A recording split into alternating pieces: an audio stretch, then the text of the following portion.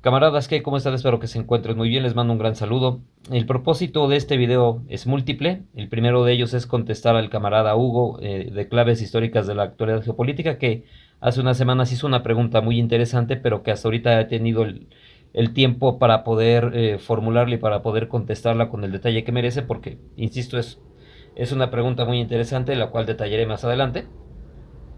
El segundo propósito es, a partir de este ejemplo de análisis, pues promocionar también el segundo módulo del curso de Historia de Rusia, el cual abarcará desde la revolución hasta nuestros días. Muy probablemente iniciará la segunda semana de noviembre. Les estaremos dando los detalles a la brevedad. Y pues el tercer motivo también es, pues, promover la autorreflexión con respecto a algunas preguntas trascendentales sobre la riqueza de las naciones, ¿no? Parafraseando a Adam Smith. Dicho lo cual, pues vamos a comenzar. Bueno, les comentaba que es una pregunta muy interesante porque parte de reflexiones bastante profundas que, en mi opinión, pues sintetizan muy bien lo visto en clase. Primero habíamos platicado de cómo la geopolítica angloestadounidense concebía esta isla mundo como la parte más importante y rica del planeta, ¿no? Hablamos de Mahan, de Spikeman, de Mackinder, y posteriormente habíamos hablado que no eran los únicos en verlo así, que también los alemanes, concretamente Ratzel y Haushofer, habían observado una situación muy similar, y cada uno pues la abordaba desde diferentes perspectivas, ¿no? Bueno, en este sentido, el camarada hace una pregunta inicial en la que dice, bueno, ¿qué hay en el Heartland que lo hace tan importante, no? Y es cuando yo le contesto que debido a los complejos procesos geológicos que formaron la Tierra, los recursos naturales están relativamente bien distribuidos, aquellos al menos que tienen que ver estrictamente con las variables geológicas. El petróleo es un recurso natural, perdón, que está muy mal distribuido porque, aunque no lo crean, no se formó debido a procesos del todo geológicos, sino en gran medida también biológicos, pero ya hablaremos de eso algún día, ¿no? El punto aquí es que le expreso la riqueza del Rimland, del Heartland, perdón, y él hace una segunda duda. Dice, bueno, partiendo del hecho de que no hay gobiernos tontos, ¿cómo es posible que Rusia, teniendo reservas de recursos naturales para sostener el planeta entero y energéticas también, pues ¿por qué Rusia no tiene un papel de preeminencia, no tiene un papel tan dominante, ¿no? Y es una pregunta buenísima que nos dio para una discusión que incluso tratar de contestar superficialmente la pregunta me llevó un rato, pero le prometí una respuesta más en forma, una respuesta mejor reflexionada y pues él aquí, camaradas. Eh, Como podrán ver por la pregunta realizada, pues hay gente que también pues tiene planteamientos intelectuales muy interesantes. La discusión, la verdad, se llega a poner muy buena en los cursos. Si tienen oportunidad, deberían de darle una a este curso, sobre todo porque pues es la parte más glamorosa de la historia de Rusia, ¿no?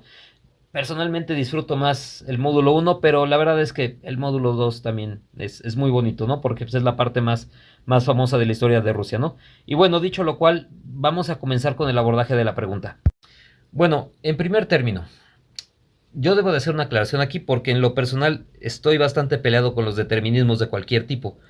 Y la geopolítica clásica es bastante determinista, sobre todo si leemos a los autores más tempranos, a Mackinder y a Ratzel, nos vamos a dar cuenta que estos autores hablan en términos de predestinación, hablan de cuestiones como que el destino de las naciones está escrito ya de antemano por las variables geográficas que las conforman. Y aunque el conocimiento empírico podría hacer parecer que esta teoría es cierta, en lo personal creo que la historia se escribe a través de las decisiones que toman los agentes, sí, condicionados, como dice Clausewitz, por el terreno. Ahí con ese determinismo sí estoy de acuerdo. Ya algún día les expondré con más amplitud lo que dice Clausewitz, pero bueno. Eh, Condicionado, como dice Clausewitz, por el terreno, pero también por las decisiones que tomamos todos los días. Me parece a mí que no existe manera alguna de excusar al hombre o de eximir al hombre por las decisiones que toma. Incluso la religión está buscando también hacer muchas veces esto, ¿no? El eximir al hombre de su, entre comillas, de su pecado, ¿no? O al menos cae en esa contradicción, porque por una parte ataca el pecado como una conducta negativa, pero por otra parte dice, pues los caminos de Dios son misteriosos, o todo es voluntad de Dios, o pues X, ¿no? Entonces, hago esta aclaración porque les digo que a veces cuando uno estudia geopolítica, pues se cuestiona la seriedad de estos textos, y no por nada Marx estaba tan peleado con ella, pero al final las reflexiones de las cuales emergen estos determinismos tampoco son del todo descabelladas, ¿no? Y bueno, vamos a ver, contestando esta pregunta, ¿por qué? Quienes estuvieron en el curso de historia de Rusia no me dejarán mentir al respecto, de que les había platicado cómo la inmensidad de Rusia condicionaba la capacidad del zar para gobernar un territorio tan vasto. Les había dicho cómo las dificultades de movilizar un ejército en el medioevo imponían que si este ejército se movilizara fuera para fines importantes, que en realidad pues sacara a los hombres de las labores agrícolas, el tenerlos movilizados tanto tiempo por las enormes distancias que hay que recorrer en Rusia, en realidad pues no valía la pena. Era necesario garantizar gobernabilidad dentro de Rusia para evitar al máximo las rebeliones, no porque el Estado fuera débil, sino porque era muy costoso utilizar la represión como forma de gobierno. Entonces, para evitar usar la represión, las autoridades centrales le otorgan un enorme margen de maniobra a los poderes locales que no necesariamente estaban legitimados por la corona. Hablo de algún que otro boyardo, bueno, más bien sobre todo de los boyardos, pero también hablo del clero, por poner otro ejemplo, ¿no? O sencillamente por grupos de poder económico que estaban pues muy al interior de Rusia, ¿no?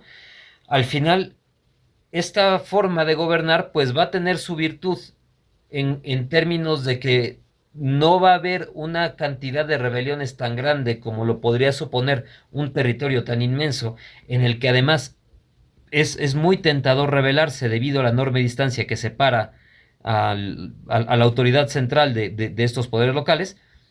Insisto, esta va a ser una ventaja, que no va a haber tantas rebeliones como podría suponer, eh, pero también va a tener un gran problema, y es que esta forma de gobernar generará que los poderes locales hagan y deshagan a discreción.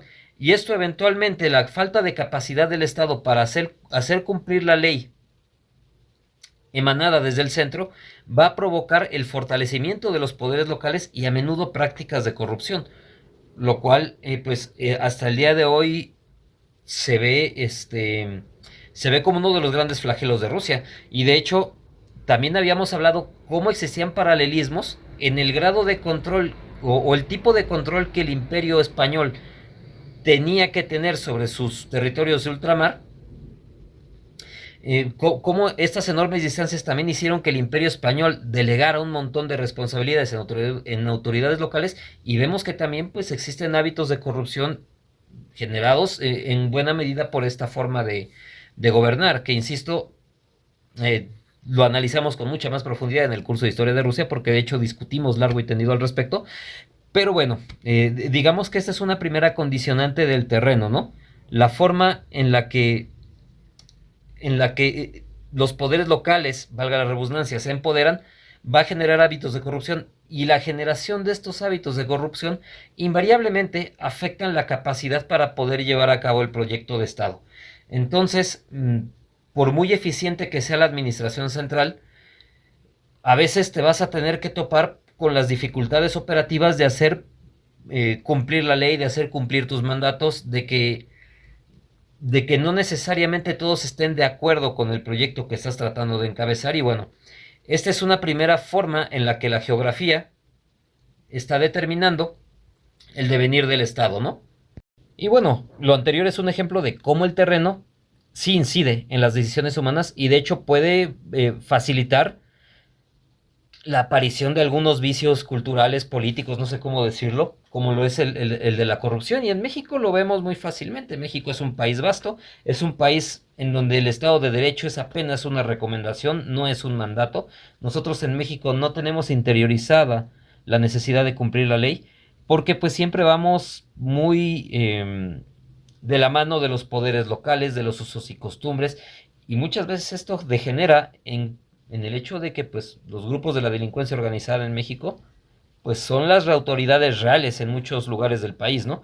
Pero bueno, para regresar al punto de Rusia, he de decirles que algo muy similar va a suceder con los boyardos. Los boyardos van a ser una suerte de nobles, no siempre son, no siempre tienen linaje nobiliario, pero digamos que van a ser grupos de poder económico, eso sí, que a cambio de jurarle lealtad al zar, pues van a ver que la ley está ahí, pero pues van a hacer la vista gorda de ellas, la van a hacer cumplir siempre que les convenga. Y el zar, para evitarse dolores de cabeza, muchas veces va a pasar de esta situación, ¿no? Y bueno, incluso zares muy fuertes como Pedro el Grande van a buscar a toda costa modernizar a Rusia. Y Pedro, pues a pesar de ser el grande, a pesar de ser uno de los más grandes jerarcas, uno de los estadistas, uno de los gobernantes más fuertes de la historia, hasta Pedro obtuvo resistencia por parte de los poderes locales, ¿no? Sin embargo, y Pedro pues logra modernizar algunas estructuras económicas de Rusia, pero pues no le alcanzó la vida para terminar, ¿no? Entonces, nada más morir Pedro, nuevamente los boyardos pues empiezan a conspirar, empiezan nuevamente a hacer de las suyas, a saltarse las trancas, y esta situación va a llegar así hasta el siglo XIX. En realidad, nuevamente la dificultad que impone la geografía para que las autoridades centrales sometan a los poderes locales va a hacer que en Rusia los proyectos de modernización en términos de economía se empiecen a dar hasta el siglo XX en realidad. ¿Por qué? Porque a los boyardos no les interesa salir de una situación de privilegio que ya tienen. Ellos podrían convertirse en los siguientes industriales si quisieran, pero en realidad no les interesa. Los boyardos están bastante cómodos como están. También existe un contubernio con la Iglesia Ortodoxa que pues tampoco ve con tan buenos ojos los cambios que está proponiendo Pedro. Entonces todos se hacen patos ahí. A Pedro no le alcanza la vida para someterlos a todos. Y esto va a degenerar en que la única manera en la que alguien lo intentó, si no mal recuerdo, fue Pablo III, me puedo equivocar, pero sí, creo que fue Pablo III, el que intenta impulsar un código caballeresco dentro de Rusia, un código que busque que los nobles acaten la ley sin imponérselas. ¿Cómo es esto? Digamos que algo que distingue al noble del plebeyo es que el noble está por encima de la ley. A pesar de que la ley nominalmente le sujeta, el noble se siente superior a eso y muchas veces pasa de largo, ¿no? Y es algo que siempre sucedió en el medievo, es algo que siempre ha sucedido, ¿no? La situación de privilegio. Bueno, Pablo III es bastante astuto en esos términos, aunque fue uno de los zares más débiles, era astuto en esos términos, y él pensó que si a los nobles se les daba un código caballeresco, estos, por su propia vanidad, intentarían cumplir esa ley, que sí estaba a su altura, ¿no? Más o menos lo logra, pero pues igualmente más rápido se le olvidó a esta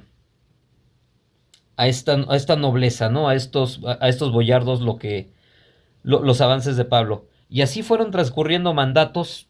Rusia entró en guerras, Rusia tenía otras necesidades y realmente los proyectos de modernización, al menos en el ámbito de la economía, no pudieron no pudieron echar raíces profundas en Rusia. La única persona que lo va a intentar seriamente será Alejandro II, si no me estoy equivocando. Y Alejandro II, irónicamente, pues es asesinado en un atentado terrorista. Pues por ahí está esta anécdota de la Basílica de la Sangre Derramada, bellísima esa basílica.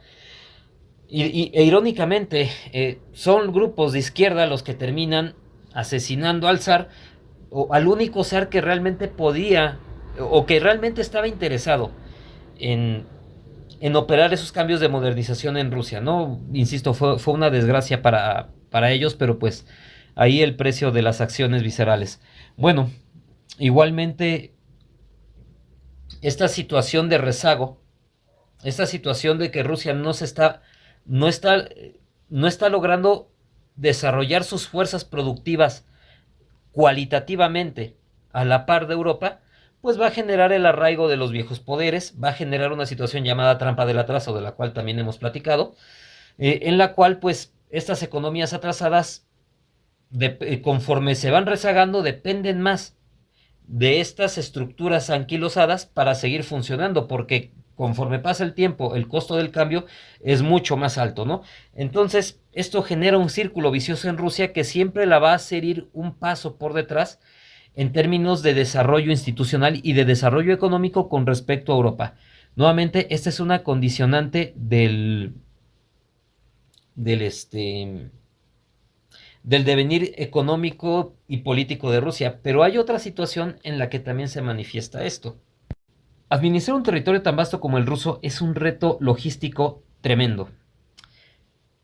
Una cosa es tener un ejército poderoso y otra cosa es tener la capacidad de proyectar a dicho ejército a la profundidad del espacio.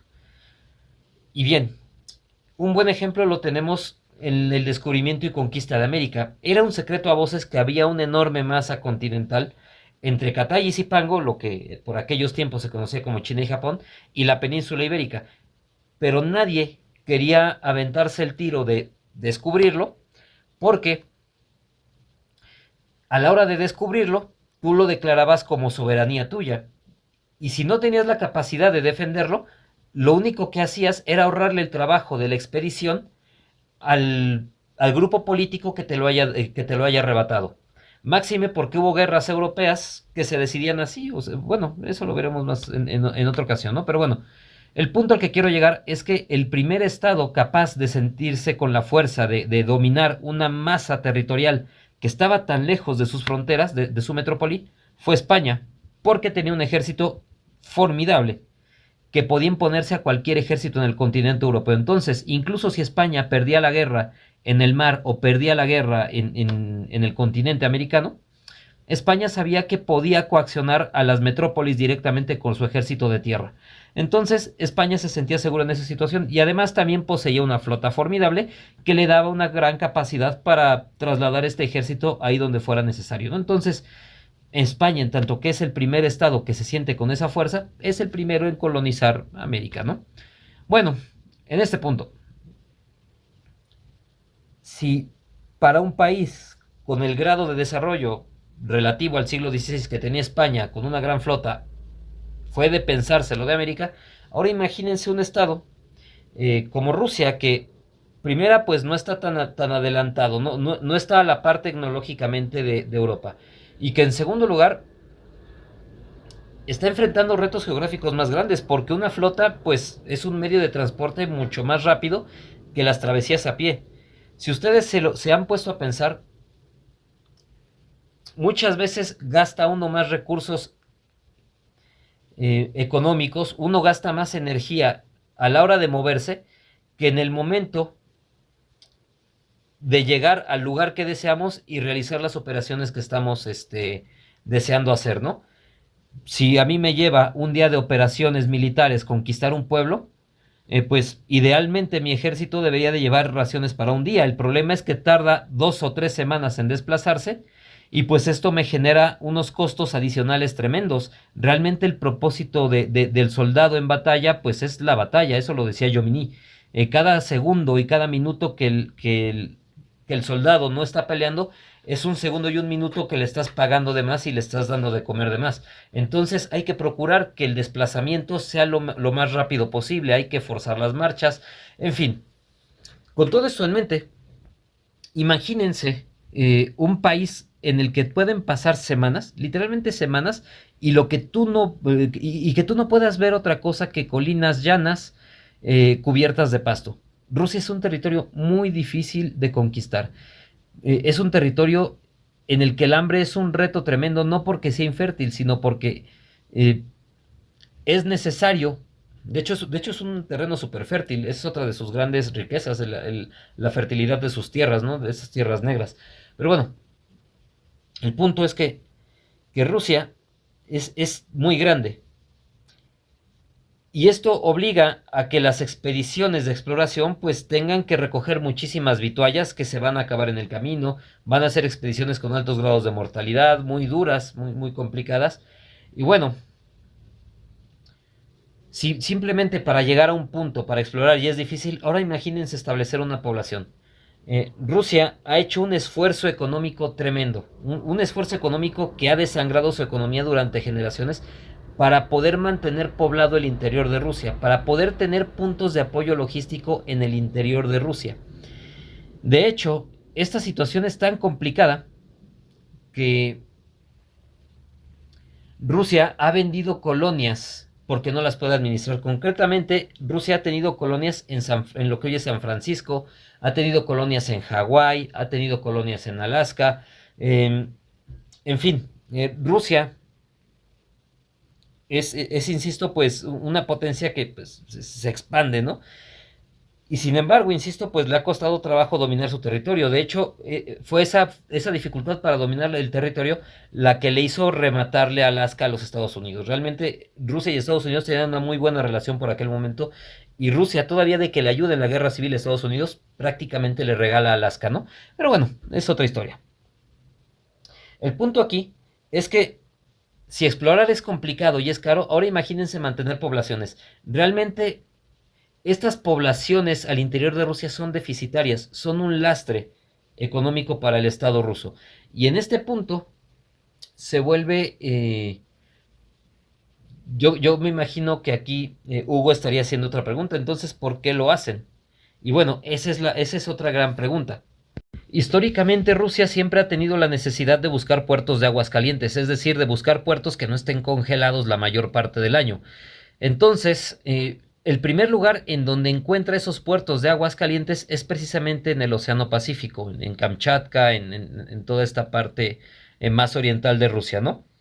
Bueno, para poder llegar hasta allá, pues necesitabas puntos de apoyo logístico, necesitabas pequeñas poblaciones que permitieran que tus mercancías llegaran hasta allá. En este sentido, pues esta es una gran primer necesidad que va a tener Rusia de mantener estas poblaciones, pero posteriormente la geopolítica rusa, y de esto vamos a hablar en algún punto del curso del segundo módulo del curso de historia de Rusia, eso lo vamos a ver, la geopolítica de Rusia en el siglo XX, eh, y también lo vamos a ver un poco en este curso de claves históricas de la actualidad geopolítica. Bueno, después de que esta necesidad de salir a puertos de aguas calientes en el Pacífico fuera cumplida, los rusos se dan cuenta que también pues el conservar este gran territorio pues es una reserva, es una reserva de recursos naturales, es, es un salvavidas, ¿saben? A pesar de que es un lastre, esta enorme vastedad territorial de los rusos ha sido un salvavidas histórico para ellos. Históricamente los rusos han jugado una carta simple, pero casi invencible. Tan invencible, de hecho, que el propio Clausewitz dice que Rusia no es conquistable por la vía militar, que la única manera de vencer a Rusia es a través de provocar una rebelión interna en ella, ¿no? Pero bueno, ese es otro apunte. El punto es que a los mongoles, a Napoleón y a Hitler, los rusos le aplican más o menos la misma estrategia: ceder terreno, alargar su vía de comunicaciones, desgastar sus fuerzas de esta manera, y cuando estén lo suficientemente desgastadas, hacer un contraataque vigoroso, ¿no? Bien, esto les dio la independencia de su estado en Kulikovo contra los mongoles.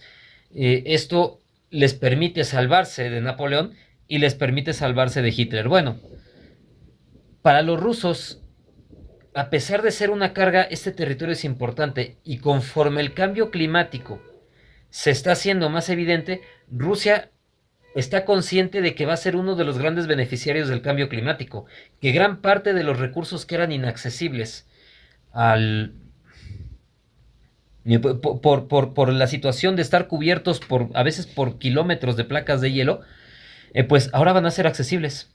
Y que en tanto que serán accesibles, pues le van a dar una ventaja económica muy importante a Rusia. Esto pues es otra situación muy, o es otro motivo de peso por el cual lo utilizan. Además, con la apertura de la ruta del Ártico a través de los rompehielos rusos, pues también se vuelven más accesibles estos recursos, entonces hay más necesidad de mantener poblaciones para explotarlos, ¿no? Entonces, esta es una segunda razón por la cual los rusos están están cargando con un lastre económico que no les permite ponerse tan a la vanguardia de otras sociedades del mundo, ¿no? Digamos que no le permiten, entre comillas, ser del club de los países ricos, y esto lo pongo entre comillas, ¿no? Pero hay otra razón adicional importante, y dicha razón es la continua destrucción de sus proyectos políticos. ¿Por qué? Quienes estuvieron en el curso de Historia de Rusia en el módulo 1 vieron las dificultades que entrañaba pelear contra los tártaros a cada rato, todas las veces que fue quemada Moscú, la injerencia de los polacos, la injerencia de los teutones también, la invasión napoleónica y todo el costo que acarreó. De hecho, como el Rus de Kiev fue arrasado por los mongoles como proyecto histórico, y esto obliga a trasladar el centro político de Rusia a Novgorod, y posteriormente, debido a las dificultades de tener vecinos tan belicosos como Polonia y como los estados teutónicos, como Moscú empieza a adquirir protagonismo. Y bueno, el caso es que Rusia ha sido destruida muchas veces. Rusia ha pagado un enorme costo económico a la hora de tener que reconstruirse, ni hablar de 1942. Y bueno, gran parte de este costo económico también se va a traducir en una baja tasa de natalidad después del siglo XX, ¿no? Realmente el mazazo que recibe Rusia en la Segunda Guerra Mundial fue demoledor. Y si a esto le sumamos algunos procesos culturales que desincentivaron la tasa de natalidad, pues vamos a ver que Rusia ahora, a pesar de que es un país que tiene un enorme potencial tecnológico y que de hecho tiene tecnología, al menos militar, su tecnología es de primera. Y de hecho tiene muchos avances tecnológicos también de punta. Y lo vimos ahora en la pandemia de COVID. No solamente ganaron la carrera de tener primero una vacuna, sino que a posteriori se demostró que Sputnik fue la mejor vacuna de todas. Y con una diferencia enorme. Entonces, vaya, los rusos ya no están rezagados tecnológicamente, ya son una economía de mercado, siguen teniendo vicios de corrupción, esto es cierto, pero también es cierto que se ha avanzado también en este aspecto. Bueno, el punto es que ahora son las tasas de natalidad otro problema que tiene Rusia, un problema que está haciendo que su economía, aunque está creciendo, no crezca en la medida que, que se podría esperar, ¿no? Ahora, irónicamente, hay muy pocos rusos para explotar semejante riqueza. Y esto pues va a ser un problema en el futuro para ellos, pero pues habrá que ver cómo lo resuelven. De hecho, ese es otro también de los grandes problemas que tiene Putin con los discursos de género. ¿Por qué? Porque estos discursos de género desincentivan la natalidad, y Rusia necesita aumentar sus tasas de natalidad, pero de manera urgente. Entonces, esa es otra condicionante que de alguna manera tiene a Rusia atada de manos, ¿no? O sea, no, digamos que Rusia es un país que tiene para dar mucho más, pero que inexplicablemente no está tan desarrollado como podríamos pensar que debería, aunque espero yo que con esa explicación pues puedan verlo más o menos un poco claro, ¿no? De que existen razones de peso para esta situación. Y bueno, ya por último, hay que ser cautos con la manera en la que medimos la riqueza o en la que la concebimos. ¿Por qué? Porque si bien es cierto que Rusia no es un país que tenga la capacidad de consumo que tienen muchos países de la OCDE o de lo que mal llamamos Occidente, la verdad sea dicha, eh, Rusia es un país rico, es un país increíblemente rico, en primer lugar por la enorme cantidad de recursos naturales de la que ellos son dueños. De hecho, algo que me olvidé de mencionar y que de una vez apunto aquí es que los rusos han logrado algo increíble, que es colonizar ese territorio. Y por colonizar hablo de lograr establecerse ahí, de lograr un arraigo en esas condiciones tan extremas, a esas distancias tan vastas, en ese aislamiento tan complicado. Eh, la verdad es que tender carreteras, líneas telefónicas, infraestructura de todo tipo en poblaciones tan pequeñas y tan alejadas es un gasto tremendo para el Estado, y es un gasto que cargan los ciudadanos de Moscú, de San Petersburgo, de Kazán, en fin, de las grandes ciudades de Rusia, de Ekaterimburgo, yo qué sé, ¿no? El punto es que este logro que acometieron los primeros rusos por ahí del siglo XVI que estaban yéndose para allá, Pues en realidad es un mérito histórico tremebundo, insisto, es algo que se dice fácil ahorita, pero que en realidad es muy complicado. Y bueno, para retomar lo que le estaba comentando, pues Rusia es un país rico. Por la enorme cantidad de recursos naturales que tiene, eso ya la hace un país muy rico, al igual que Hispanoamérica. Hispanoamérica no es un continente pobre, es un continente riquísimo, que además tiene muchísimo potencial económico. Sin embargo, son espacios geográficos que no están dando todo lo que podrían dar. En el caso de Rusia, por las condicionantes de las que les he estado platicando, ¿no? Rusia ahorita mismo pues tiene problemas para movilizar sus fuerzas productivas, todavía necesita seguir reconstruyéndose del trauma que fue la caída de la Unión Soviética y la destrucción que eso generó en las fuerzas económicas. Rusia sigue en proceso de reconstrucción y fíjense, a pesar de ser un país que está en fase de reconstrucción, es un país que en términos de PIB por paridad de poder adquisitivo no está nada mal. A pesar de ser tan pocos rusos, en realidad están generando una cantidad de riqueza muy importante. Y ciertamente el hecho de que Rusia le esté ganando una competencia de desgaste industrial a los lobbies armamentísticos estadounidenses, que ya se los he comentado, pues 9 de las 10 de los 10 consorcios armamentísticos más grandes del mundo eran estadounidenses y británicos y europeos, ¿no? Entonces, eh, el hecho de que Rusia le esté ganando la guerra por producción a estos gigantes no nos habla de un país pobre. O sea, Rusia no es un país pobre, es un país que sí tiene graves problemas de distribución de la riqueza, definitivamente, eso hay que decirlo. Es un país que opera con costos altísimos y esto pues hace que sea más difícil repartir lo que queda, pero igualmente lo tiene que seguir haciendo porque la vastedad de este territorio le ha permitido a Rusia salir adelante de etapas muy complicadas de su historia, ¿no? Entonces, espero yo que la pregunta quede contestada. Espero que este reel les sirva. O video lo voy a publicar en todas mis redes sociales. Eh, Espero por favor que se apunten, que me echen la mano compartiendo el flyer que en breve sacaré. Eso me ayuda mucho con las inscripciones. Y bueno, camaradas, pásenlo genial. Urbi y abrazos no balazos.